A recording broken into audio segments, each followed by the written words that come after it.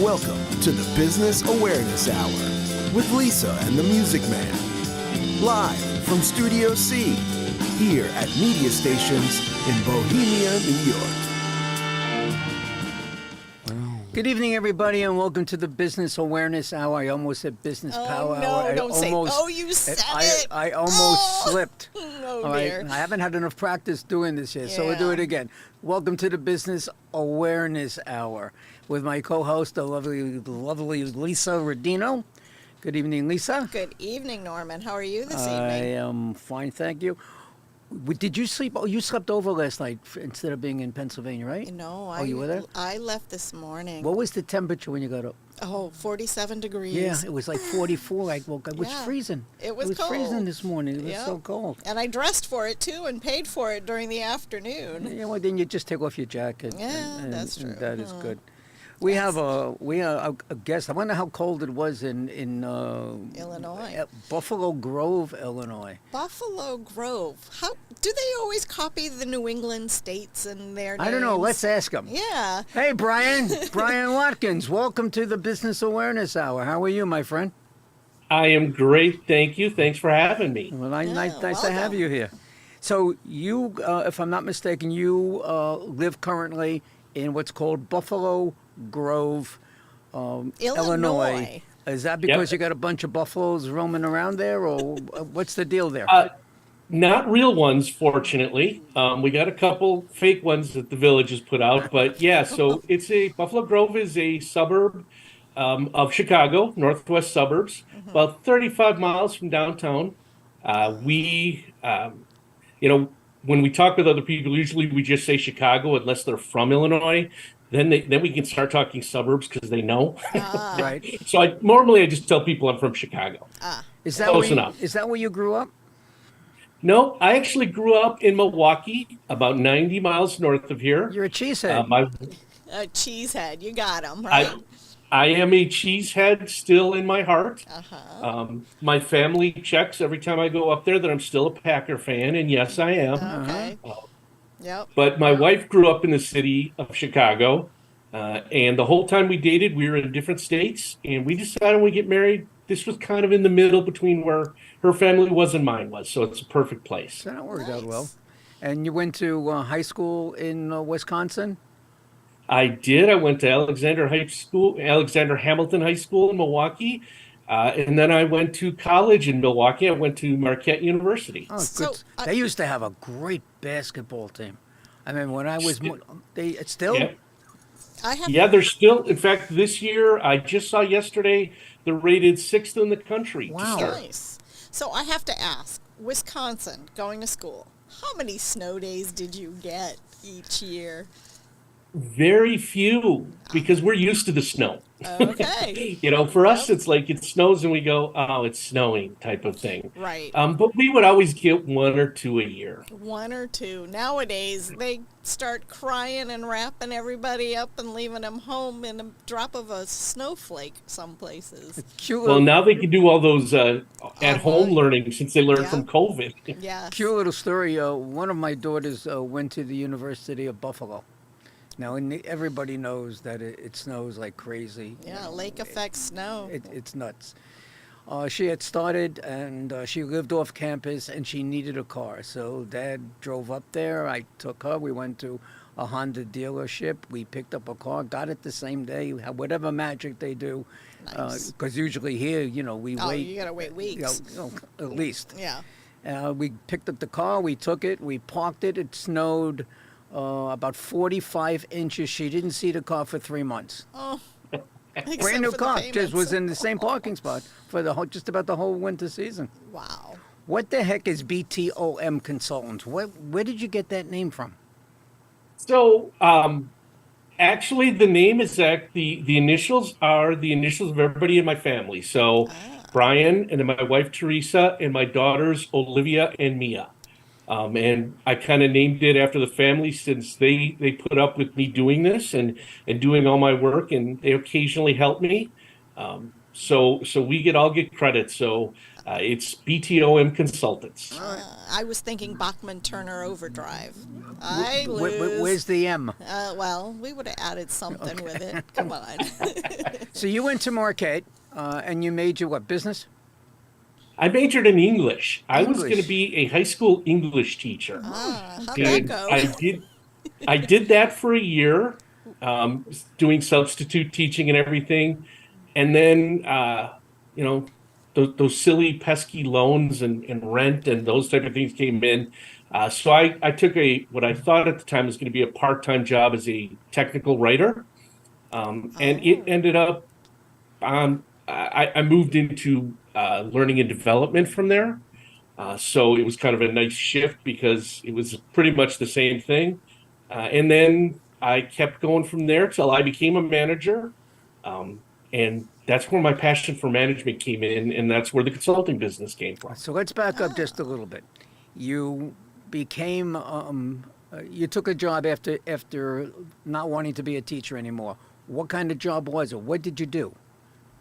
So I wrote and edited computer software manuals. Gotcha. So this was many, many years ago when software still came with manuals. It wasn't everything online.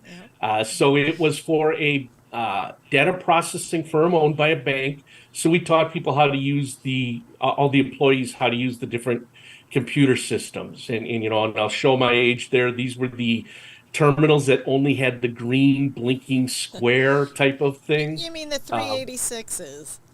Yes. Yeah. So it goes a while back. So yeah, that's what I was doing as a technical writer. Mine had a green screen. So, but you said you were teaching and you got the side gig doing the technical writing. So the side gig turned into the full-time job? Yeah.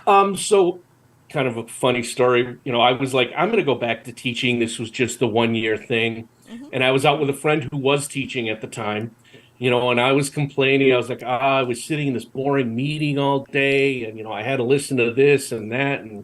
And he kind of looked at me and said, "Get through a chair at me today." And I went, my job's not so bad. And I said, and at that point, I said, maybe I'll think about just making this a career. There you go. So that's the 180 that you did there. That's the 180 right there. So when did you become a manager there?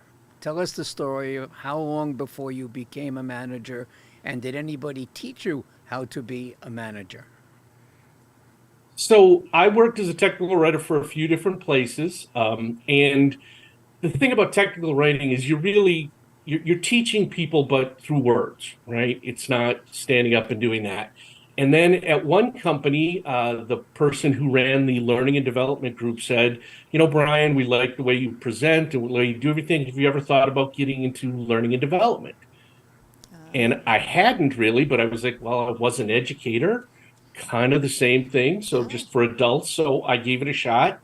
And then I started as a facilitator, moved up to designing programs, creating the instructional programs. And then eventually someone said, well, Brian, the next step is to become a manager. That's the way the corporate world works. Was this a reward or something? Did you do something special? Or just your work was so profound and you did such a good job that okay, Brian, you're a manager? I was very lucky. I was put in some good positions. I worked hard and, I had success. We were creating programs that worked and everyone was like, hey, this looks good.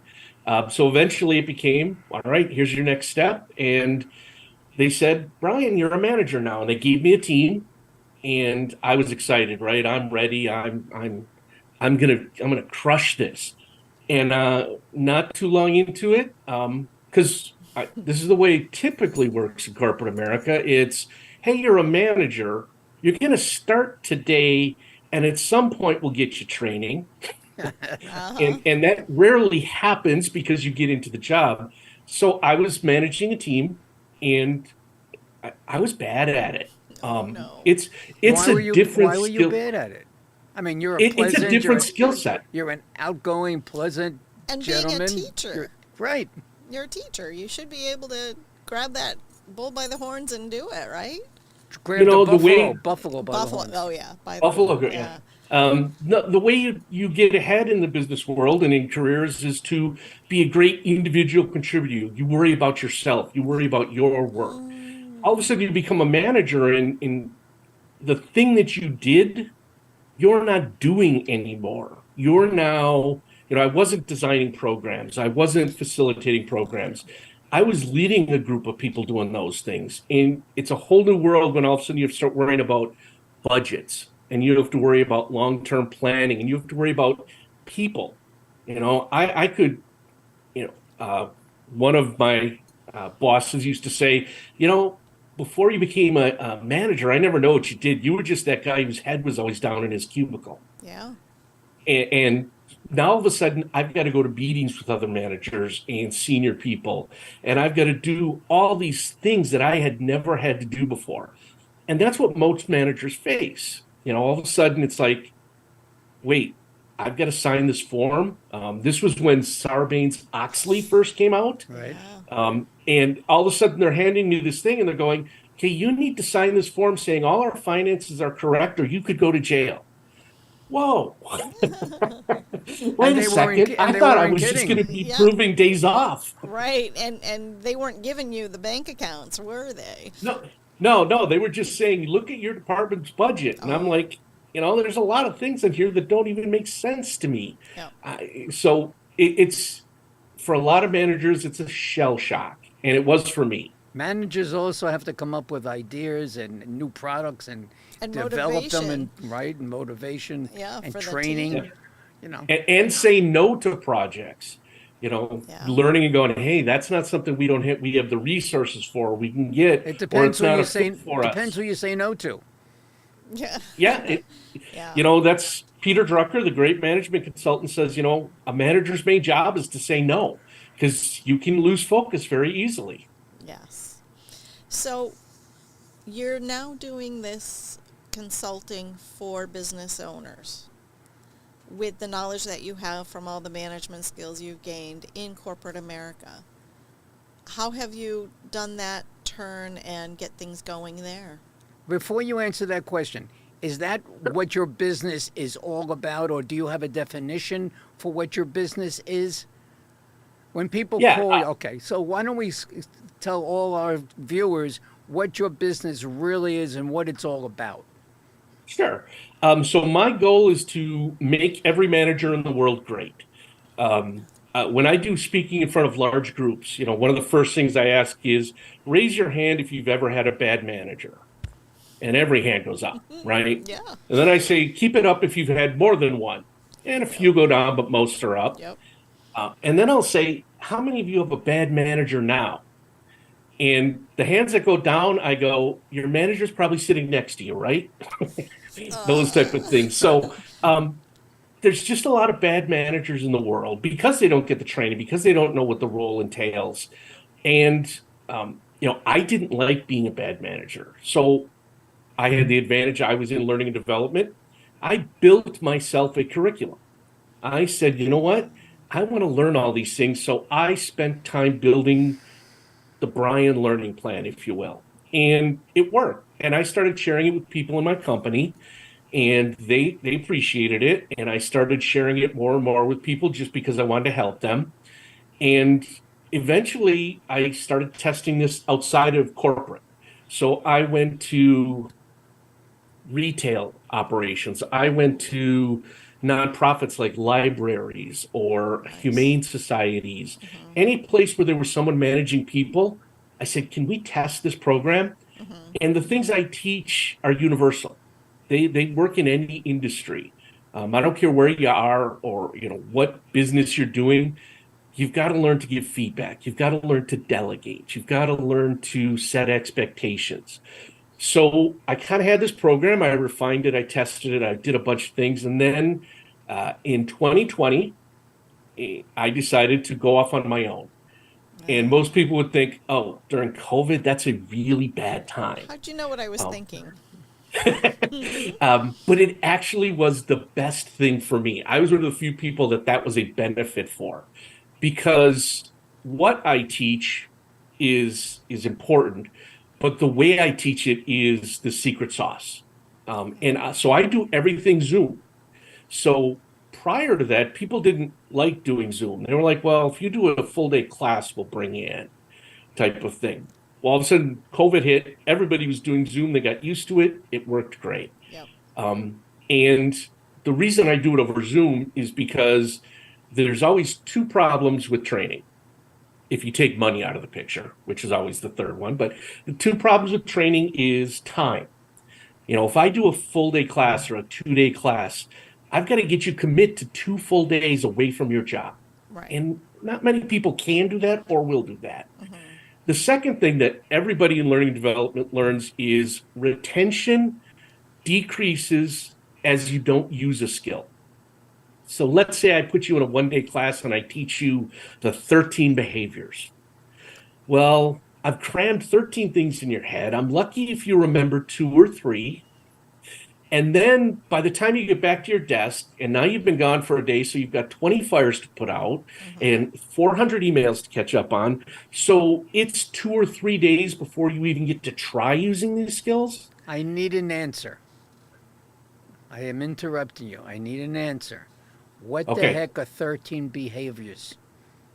The 13 behaviors are what I teach every manager. So there's the 5 core ones. That's giving feedback, building relationships, setting expectations, delegating, and developing people. Then I have the next level, which is rewarding people, coaching, decision-making, creating measurements, and then managing up and across the organization. And then the last 3 that are they seem not important, but they're really kind of the icing on the cake is how do you be fair? Are you personally organized? Do you have your system? And can you handle all the administrative tasks that a manager has to do? So when you can learn those 13 behaviors, that puts you in the great manager, area. So if you can do the first 5, you're probably in the top half of managers. You do the next 5, you're in the top, third. You do those all 13 and you're in the top 10%. Now, is there So- Go ahead. Luke. I was going to ask, if someone wants to learn more and become that great manager, how do they reach you? They can reach me, so they can go to my website, which is btomconsultants.com, and it's got all my contact information in there. They can also call me. They can just call my number. My number is 847-721-7207. That's 847-721-7207. Or you can email me at bwatkins@btomconsultants.com. Great. Thank you. So this order, this 13 behaviors, is there an order of which you teach them, or is it how do you break it down? Is that a program? Yeah. So I tend to coach one-on-one. So one of the first things I do is I say, look, I've got my 5 core ones. We're going to go through those 5 first. After that, I adjust it per person. We're going to get through all 13, but somebody may say, decision-making is a big hang-up for me. Well, we can bump that up. But everything builds off those first 5. So I do those in order: the feedback, building relationships, setting expectations, delegating, and developing people. Now, when people want to use your service, is it the owner of the company that wants you to train people to become managers? Is it someone that is a manager and knows that they need a little extra TLC so they could stay in that company and grow with the company? Basically, how does it work? Let's just say I call up Brian Watkins and say, Brian, I own a company. We do X, Y, and Z. I'm really busy. I need managerial help. How can I use your services? Yep. So I generally work with anyone who's managing, 2 to 20 people. Whether that be the business owner of a small business or it's a little bit of a larger business and there's a couple layers, but I deal with that frontline manager. I'm not an executive coach. Like, I'm not the one who's going to sit with your CEO and do all that. I'm with that frontline manager. and I work with them individually. I have had situations where some organizations have said to me, we're doing a reorg, and I've got 10 managers who are going to all be new together, and then I'll teach the 10 as a class. But generally, it tends to be a one-on-one situation where someone gets in touch with me, and I do the first call kind of free to say, hey, here's how I do it. Here's what you'll learn. What are your specific issues? Because sometimes people come to me and go, I'm just bad at delegating. Well, we can do something special with delegating and maybe only do 1 or 2 sessions and we work out the pricing. But I tend to work, again, with that individual one-on-one. And where do you provide your services? I know you talked about Zoom, so it sounds like you don't have too many limitations, correct? Nope, I can, because we do everything with Zoom, and that's the other great thing. I told you I don't have that full day class. So the way I present things, and this was almost by accident, but it's proven to be the most valuable thing from my clients when they tell me, is we teach it in a 30-minute session. I teach you one behavior a week over the course of several weeks, 13 weeks. And in that 30 minutes, we focus on the what, the why, and the how. So let's say it's feedback.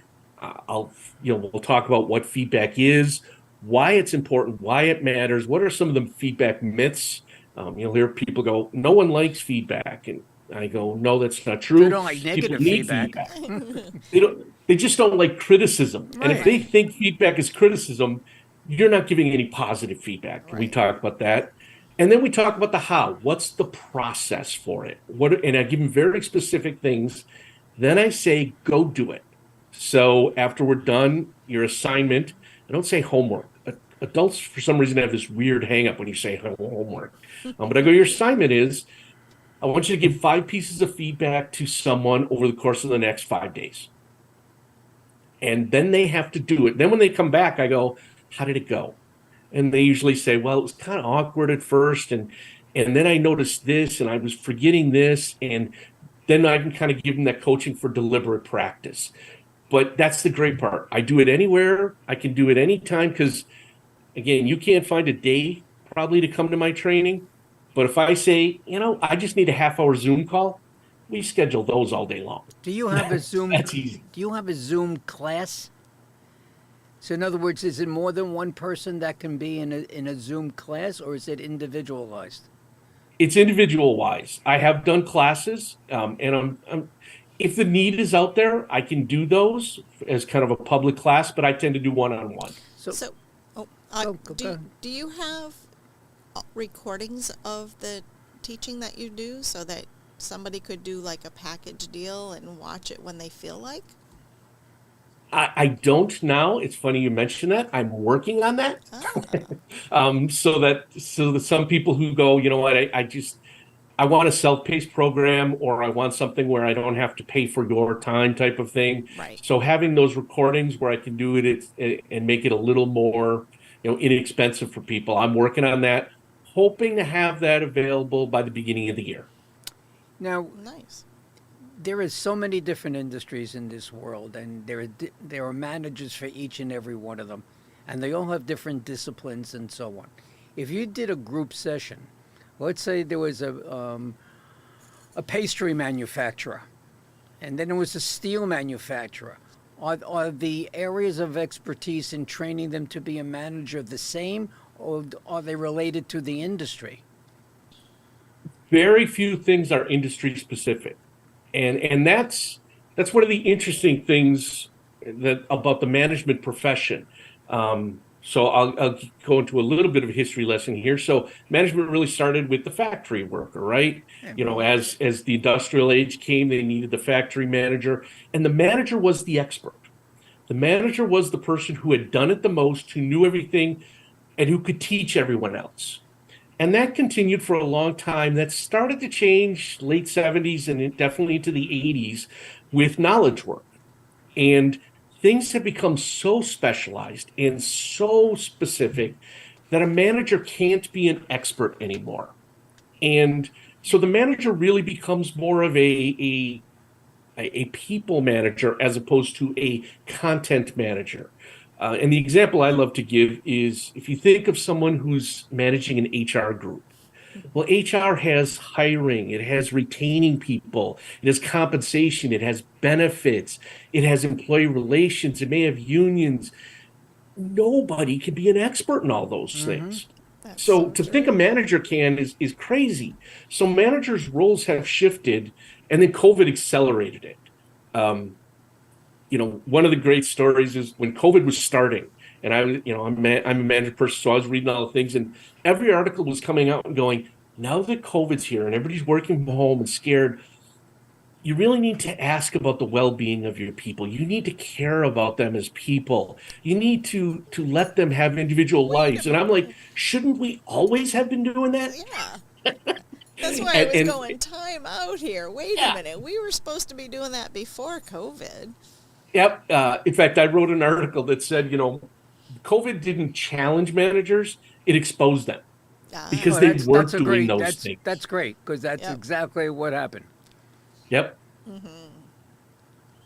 That is so true. Now, you work with a lot of different organizations. Can you explain to me what a flat organization is? What's a flat organization? So a flat organization became very popular in the 90s. And that was where um, companies were trying to save costs, right? They were trying to do different things. And they said, hey, managers don't produce anything, right? So and so's making, a widget. We know what they're producing. Managers are just there. We don't know what they're doing. They're So they started to managing. create these flat organizations. Yeah. And it was, let's get as few layers as we can between the individual contributor and the CEO. Yeah. And some organizations, Zappos is very famous for this. They actually went to there's no managers. Nobody has a manager. There's no boss. And it's actually a philosophy called holacracy. And it doesn't work. Because what we're finding is the communication from that upper level to that individual contributor has to go through filters to help it work effectively. And all those organizations that have gotten rid of those middle layers and have said, we're going to be flat, they've all gone back to having more managers because they realized it just didn't work. Have you heard what Citibank just announced, the CEO? Yep, where they cut Five 2 or 3 levels. layers. Five Five levels levels? of managers are getting put out, Yep. is what they announced this week.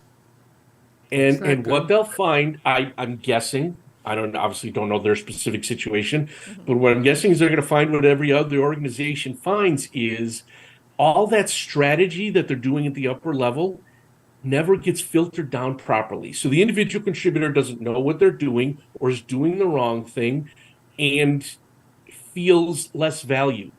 When you think about that individual contributor, the person they talk to the most at any organization is their boss. Well, when you take that away, all of a sudden you're not talking to them anymore. And who are they talking to? Well, other coworkers, but they're losing that level. Yep. What And the happens motivation. when you have multi-level bosses, multi-level managers? You can report to 2 or 3 people. It's not just Sure. one person. Right. Now, those people that you're reporting to, they all have different personalities and different attitudes and different expectations of what they want from you. How do you teach people how to handle that?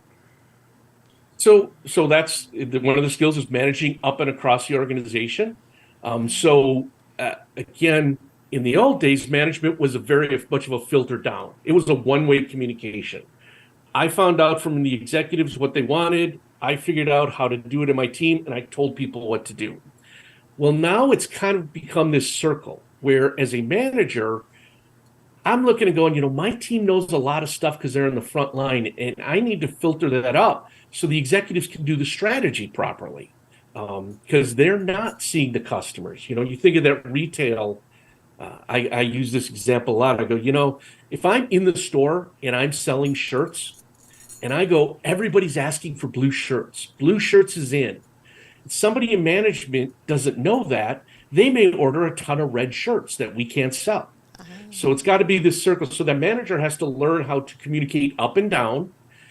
And the manager also has to learn how to, and I've, what you'll learn about me if you haven't already is I'm pretty direct. It's like sometimes a manager has to learn how to shelter the team, right? There's certain politics and things that goes on that a manager has to protect the team from. And I can share a quick story if you haven't that I lived through. No, Hang on a minute. We're going to have to pay the bills at the moment, so Okay. we can save that story for the other side. Will do. We'll be right back, ladies and gentlemen, after Lisa pays all our bills. My name is Lisa Rodino. I am a commercial loan advisor and broker. Have you been finding that your business's cash flow is not where you need it to be? Have you found yourself taking from your personal accounts to meet your business's obligations? Have you found that those quick solutions of quick money are starting to get awfully expensive? My job is to find the right funding products for my clients so they can get back to working in their business and give me the task of finding the best options for their situation. Give us a call today to learn more. 516-268-0350.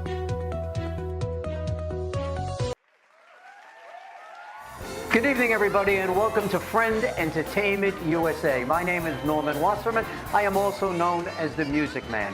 Let me just tell you a little bit about Friend Entertainment. We put on concerts for charities, and we do that everywhere from New York to Las Vegas. We do R&B, Motown, rock and roll, jazz, whatever it is that you wish. Friend Entertainment will deliver the best of the best for you and your charity. Here are some of the names of the talent that have performed with us on our stage.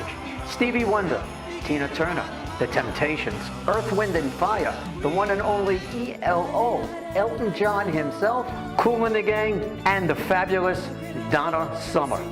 Go to our website, friendentusa.com. That's www.friendentusa.com, or feel free to call us at 631-698-9696. 631-698-9696, and we'll see you at the next show. Okay, welcome back to the Business Awareness Hour with our guest Brian Watkins, who is the owner, president, founder, chief cook and bottle washer, and manager of BTOM Consultants, based out of Buffalo Grove, Illinois. You got it. There you go. How was that? Was that good? That was perfect. Okay, so where were we, Lisa? Oh, you were going to tell us a story about something you had with communication with those managers. Do tell. Yeah. So sometimes managers have to shelter their team from things that are going on. So I was managing a team, and it was a small organization, and I had a small team, but I had a difference of opinion with one of the other senior leaders, and we had a fairly strong difference of opinion, to the point where we were battling about some of these things, and eventually, and we both got to that point where, because we're human, it didn't get personal, but it was getting real close to that. And finally, someone on my team said to me, Brian, I have to work with his team. And when you two are fighting, that kind of makes it hard for us to communicate, because we're a little gun shy. We're not sure what to do. And I eventually had to say, you're right. And go to that other executive and say, look, we can have our disagreements and our things here. We have to make sure that's not getting down to our teams. So anytime we disagree now, we're going to do that in private, and we're going to talk it out. Because, as managers, your team is, they're at your whim, really, when it comes to bad situations you could put them in accidentally. So I was fortunate that I had someone who was willing to come to me and say, hey, you need to stop that. So you had and loyalists. great. Yeah, you had people loyal to you, which your teams are, but they also saw that everybody needed to get along. Yep. we're gonna jump into your website. I came up with this idea about discussing people's websites a few months ago as I was sleeping. I have a pad and pencil next to my night table, and I woke up one evening. I did, well, this is a good idea, and the reason I do this is because I want people to get the awareness of who you are, what you are, and what you, because it's all on your website. It's all on your website. Why? Because you designed it. You put the information in. So we're gonna jump into that. But before we do that, who does a great manager program help the most? It's going to help that newer manager, so that inexperienced manager who's been doing it 0 to 3 years. They probably haven't, really gotten into it yet. They're still a little unsure. They may be feeling their way a little bit. So it's really for those inexperienced managers. I don't say any age, because you could be a newer manager when you're 60, and this stuff still comes into play. But those more experienced managers, someone who's been doing it 5, 7, 10 years, they probably got some bad habits built in, and they're not ready to change a lot of things. So I work primarily with those inexperienced managers. Do you ever find a natural manager? I Someone that find never managers who managed it before, comes. but you knew they had it. I find people who have certain skill sets, and you can see that they've got the ability. They have to learn a few specifics, and they're much easier to do. But excuse me, that's one of the things companies don't do when they select managers. They don't look for natural skill sets. It's all that you were a great individual contributor. This is the next step. So that's where a lot of the problems come in. Well, I didn't mean that the owner of a company is hiring a staff person and then they're going to automatically become a manager. But some people really have the skills to be a manager and to be able to direct a group of people, Even without the title. even without the title, Yep, and they at times assume they it. do. Then you know you really got the right person. Yep. But sometimes that Um, needs to get calmed down Refined. too, and refined and aligned. So I had an executive who taught me a lot, even though I didn't directly report to him. I got to work with him, and I taught him a lot. And he said, a great manager and a great leader wants to give awards. An individual contributor wants to get awards. So when I find that people who naturally like seeing other people succeed and like giving those awards, those are the people I look at and go, I bet you we can mold them and teach them a few things and really get them going. And aren't we supposed to be looking to create people to replace us so we can move up the ladder when we're in a corporate setting? Yes. And that's always the goal. Right. In interviews, there's the famous question, where do you want to be in 5 years? When you grow Right. up. Yes, I'm still Yeah. looking. And I always tell people, you can say my job, because I don't plan on being here in 5 years. I plan on moving up. That's a goal. We all have that. Now, if you decide you want to stay where you are forever because you really love it, that's awesome. It's That's very great. similar to what you did. You reached a point in time you said, I'm going to do this for myself. And, Yep, exactly. And you moved on. What makes your program different than other programs? Do you have competition? Yes, no? Oh, yeah, there's a lot of people out there who teach management. Explain why someone should be dealing with BTOM. So besides the fact that we do the Zoom, which really makes it much easier for managers, it's incredibly actionable. You'll notice in my behaviors, I never said the word communication or leadership, which is what a lot of these programs are, right? They go, we're going to teach you communication skills and leadership skills. Those are really kind of hard concepts to grasp. So, but when I say I'm going to teach you how to give feedback, I'm going to teach you how to set an expectation, I'm going to teach you how to delegate a task, very actionable. And that's what managers love is, they're not going, you're not teaching me some concept that I have to figure out. You're almost kind of telling me exactly what to do. And you're giving me all of the information I need to go do it and not a ton more. And that's really where my program is different. We teach those very actionable skills that you can start using the second class ends and you'll start seeing benefits right away. So with the pandemic, how has that changed managers in general? Like, is there a different way that they need to respond to their staff members or get operations to get to the goal? There's got to be more accountability, because you're not in an office. You can't just you got to have the accountability, to your manager. Yeah. And a good manager, in my opinion, will draw that accountability out. Yep. No, you're right on. I think we're still figuring a lot of it out. I think the behaviors stay the same. Some of the mechanics that go behind it. When I was managing my teams, I did one-on-one meetings, which is important for building relationships. Every one of those was in person. Well, we don't do that as much anymore. So now it's like, okay, I still need to do the meetings, but over Zoom. How does that change it? And we're working and figuring some things out. But I think the big thing that COVID has taught us, the pandemic taught us, is a lot of stuff we took for granted. It was fooling us. I mentioned how managers, it exposed managers. Right.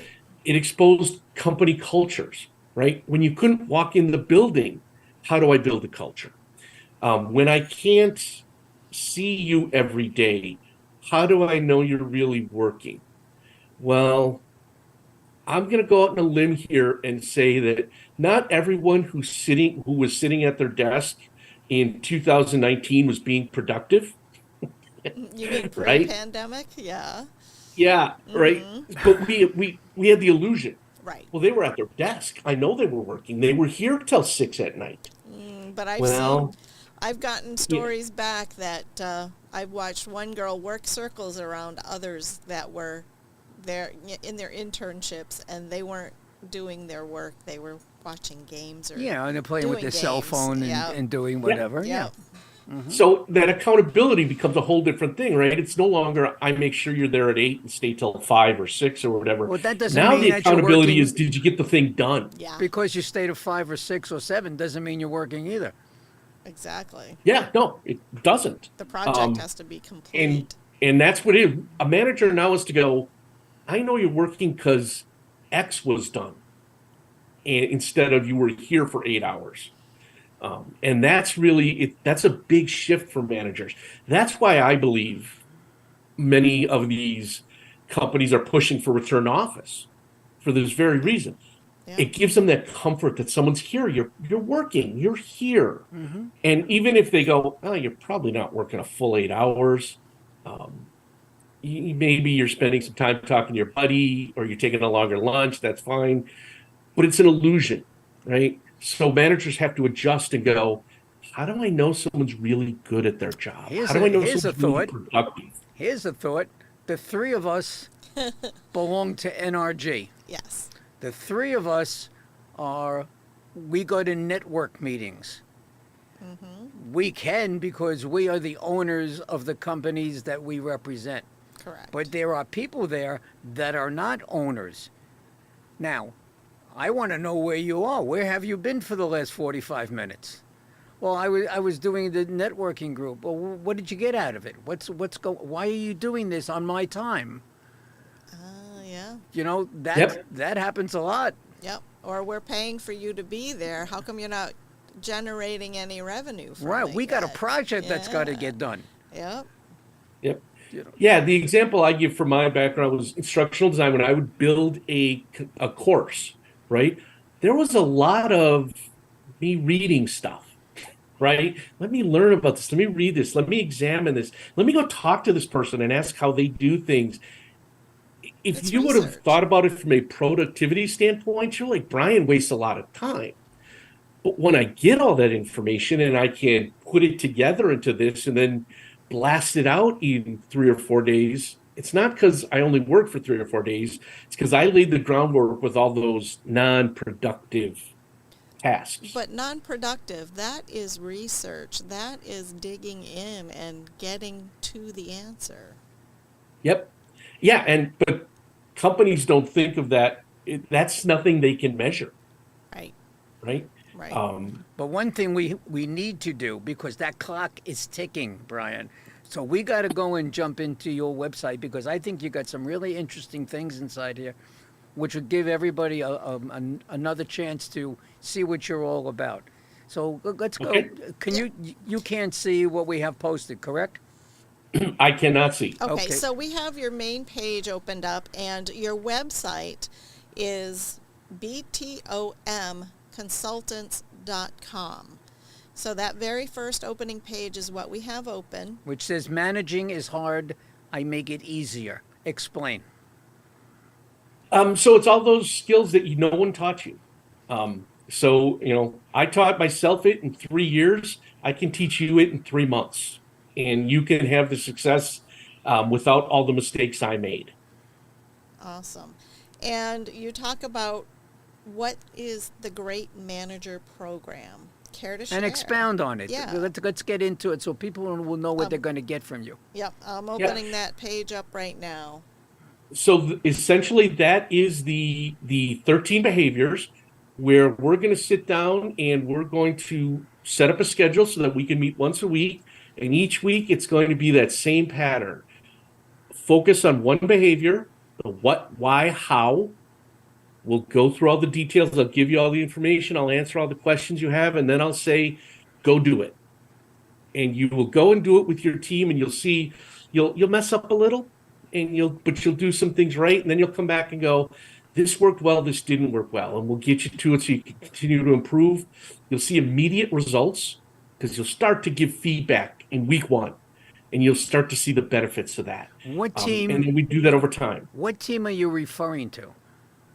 The manager's team. So whoever the people are they're managing. So That they're managing their team in their corporation where they work. yep, they're doing it in their role. They're not role playing. They're not practicing. They're doing it in their role. Everyday stuff. Everyday stuff. They're doing this. Okay, so we're going to skip over the next box because we're going to save that one to the end, and that's events. Let's jump into resources. Okay, so we're bringing up get your resources. That's just asking for a sign-in. Yep. So I kind of give that to members of my program.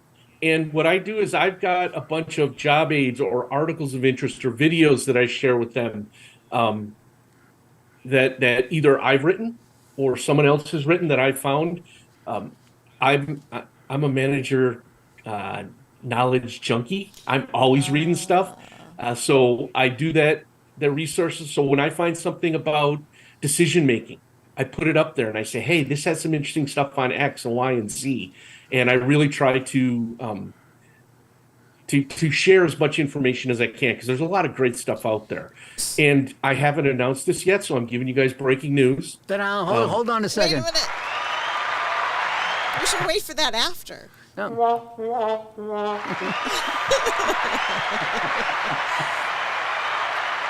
Okay. How you went and saw that sign-in page? Yes.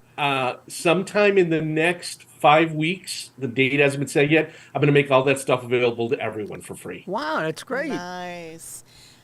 And yeah, that is very nice. That's wonderful. And you know what I find the contrast with your business with what I see a lot of other, like, let's say coaches out there for businesses, they're all working on closing the sale. You're working on the relationships and building your team to have success for what they need to do within their business.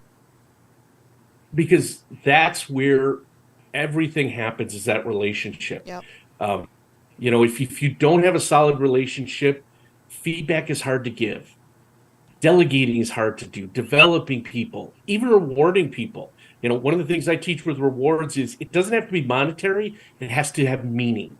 Right. So, if I know, Lisa, that you love movies, right? Mm-hmm. I don't have to give you $100 reward for something. But if I say, hey, I know you really wanted to go to the Oppenheimer movie that's coming out, so I got you a gift card for you and someone else to go to this. What about me? Well, She can take you. I'll give the gift card. But now all of a sudden it's not the money award. It's that I thought of you and I Right. knew you individually. Yep. But that's And your that adds to personality. that value. Yes. You present that way. You are Yep. easygoing, but you're strong at the same time. Yep. And like you said, people know that you're there. Right. Yeah. And your last box on your opening page, you have About Me. And I open that up and I see a little bit about you. Very cool. About how you got Yeah. started and everything. So it's nice that you share Yeah. that. So the one story that's on there, but I'll give you kind of the abbreviated version, is my grandfather on my father's side died when I was very young. I never really knew him, and before my dad passed away, we had given him a gift where he could write stories, and it was put into a book. Really neat little thing. Nice. And one of the stories he put in there is about how my grandfather was a manager at a tannery, a leather factory in Milwaukee. And he managed, this was the 50s, he managed all black team. And that team, when he died, all took a day off of work, unpaid, to go to his funeral, to pay their respects. And when my dad said, thank you for coming, why are you guys here? He said, your grandfather treated us with respect and we wanted to pay our respects nice. to him. Awesome. And I realized at that point, this managing people and leading people evidently seems to be a family thing. Yeah. And I learned that Well, from you, him. you learned it real well, Dylan. Yes. Let's drop now from the website, and I want to ask you. And Lisa and I like to do this. Interesting story. Besides the one from Grandpa, do you have an interesting story to share regarding this particular business? Yeah, so there's been a lot of interesting things that have gone on, but I would say one of the best things that ever happened to me was when when I first got that manager position, and I was directing a team of people who were all more tenured at the company than me, older than me, and they were like, who's this young kid's only been here like 2 or 3 years. Now all of a sudden he's our boss type of thing. Yep. And that was where I had to learn a lot, right? And I had to deal with a lot of personalities and do different things. And I messed up a little bit. But one of the things that came back is one of the other individuals who reported to me, he was being considered for the role and he didn't get it. And when I was, the company was bought out and I was going to leave because they were going through all kinds of transitions. And he came to me and he said, Brian, I was disappointed when I didn't get it. I thought it was mine and I deserved it. Because after watching you for the last 5 years, you were the right person for this.